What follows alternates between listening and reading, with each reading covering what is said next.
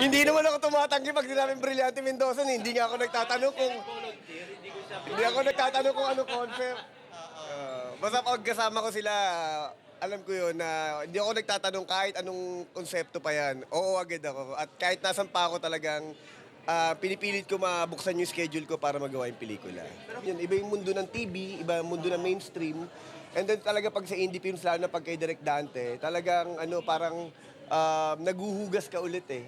Parang workshop ka ulit, lahat ng nerbyo, saabutin mo.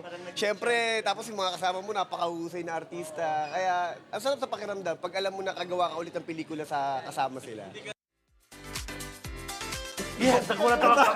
Ganti yan. Kaya napao din si Coco Martin kay Direk Brillante dahil ito ang una niyang manager at nagsimula siya sa indie film na ito lagi niyang dinidirect. Kaya syempre, isang tawag lang sa kanya, na agad. Pero, alam naman natin, ang katotohanan po ang original choice para dyan sa role na apag ay si Alger Abrerica, di ba, mga friends? Yes. Pero piling ko nagsisi si Aljur sa ganda ng feedback sa pelikulang correct. yan. Piling ko nagsisi siya na binitawan tong pelikulang to na parang pinakawalan.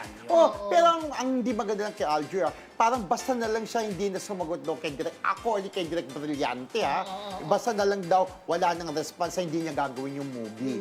Ganon. Parang natakot yun sabi daw siya niya. Pero dapat sa manager kasi kausapin, hindi yung artista. Sa bagay para manager, di ba? Baka feeling close dyan talaga kay Alger. Alger. Pero wala namang kaso, no big deal para kay Coco Martin ang maging second choice lamang. Ang importante, siya ang naging best choice, di ba? Correct. Para sa atin. Sabi nga, sa'yo Para pa napunta yung movie, Kirko kung second choice, sabi niya. Yes, siyempre.